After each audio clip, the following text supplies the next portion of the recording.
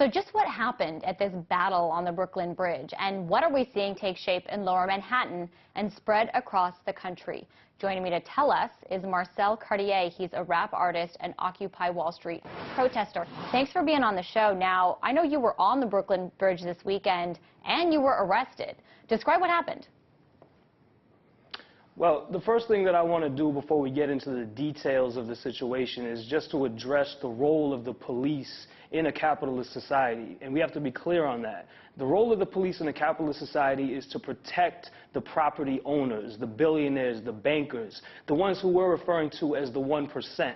So it's no coincidence that while they were locking up our 700 brothers and sisters, J.P. Morgan Chase gave a $4.6 million donation to the NYPD to crush this movement or any movement that evolves out of this.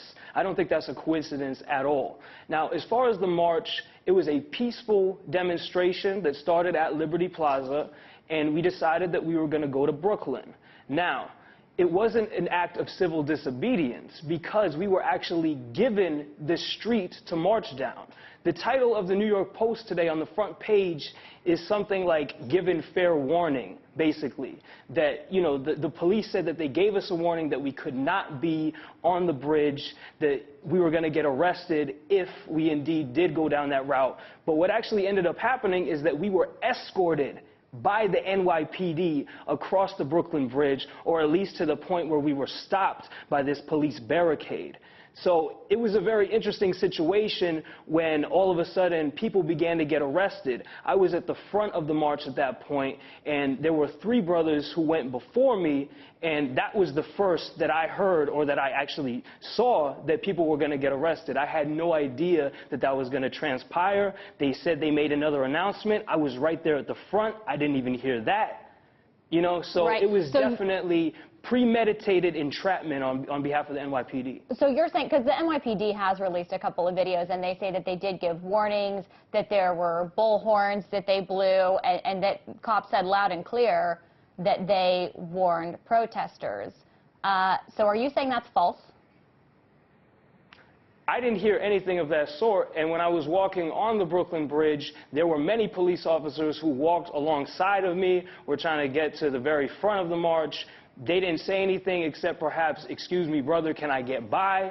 That's it. No mention of, "You're not supposed to be here, you're going to get arrested." Again, I was at the very front of the march when we got stopped by this police barricade, and I could not hear a word that was being said. Supposedly, the NYPD is saying that you're all going to get arrested, and if you do not walk, you will be dragged.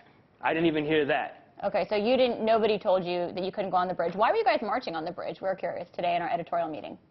Well, we were going to march to Brooklyn in order to, you know, expand Occupy Wall Street, essentially, in order to, you know, bring it to other boroughs in the same way that now Occupy Wall Street has spread to Los Angeles, it's spread to Chicago, it's spread to Washington, D.C., it's all over the country. You know, last week I sat here and I talked about how this has the potential to be the embryo of a very broad fight-back movement. Mm-hmm. And I think that just in the past 7 days, it's actually grown.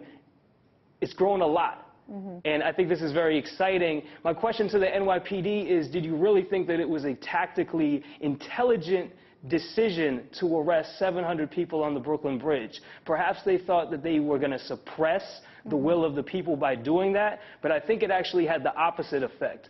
I think that what we saw, for example, in the jails of New York on Saturday night, we turned those into organizing centers, just like prisons across this country can be turned into schools of revolution. Mm-hmm. So I don't think that it suppressed anybody's will. If anything, it made the people more militant who are involved in Occupy Wall Street, and it made those across the country who may be beginning to see that this is a way that they can get involved in fighting for change say, you know what, maybe it's time for me to stand up as well. It's interesting. And just to clarify for our viewers, what you said at the beginning of our show, those are your opinions. You obviously feel like the police, that their goals are to protect the rich and right. corporate elites and not you guys sure. and you protesters on the bridge. I just want to clarify that. And also, we don't know why Jamie sure. Dimon gave that donation to the NYPD, right. but of course you pointed out, you know, one possibility as you see it. But I do want to ask, because one of the things that mainstream media has alleged in some of the reports is that the protesters are disorganized, or that this isn't really, going anywhere. It's a bunch of hippies. So I'm curious to you, because you obviously feel very militant about this, where do you see this going?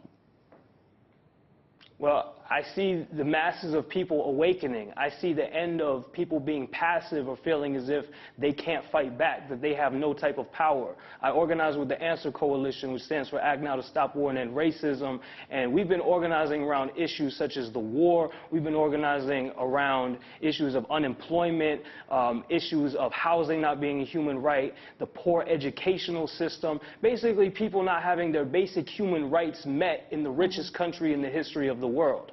So very clearly there's definitely people at Occupy Wall Street who have different opinions, and there's conflicting political trends, but I think that as the masses come out, then we can begin having those deeper ideological conversations about just exactly what it is that we want. But what I'm clear on is that we have to build a very broad movement for the society that we actually deserve to live in. Okay, and just, I want to keep this going for one more minute. Just a short answer, if you could. I know you said that you don't think that the police gained from those arrests, but what do you think you gain for when you get arrested in this kind of a protest? Well, like I said, we turned those jails into centers of organizing. I got to know everybody who I was on that bridge with so much better, and I don't think I would have had that opportunity otherwise.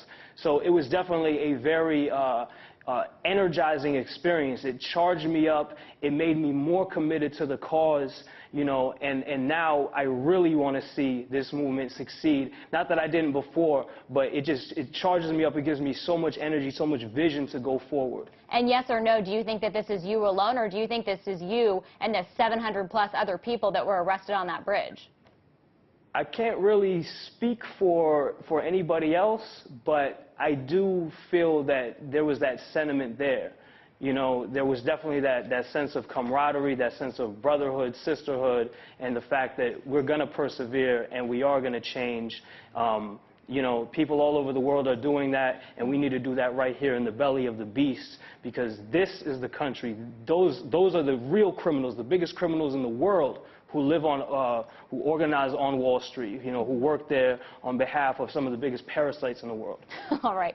Well, we certainly appreciate you coming on the show and sharing your story. That was Marcel Cartier, rap artist and Wall Street protester who was arrested over the weekend.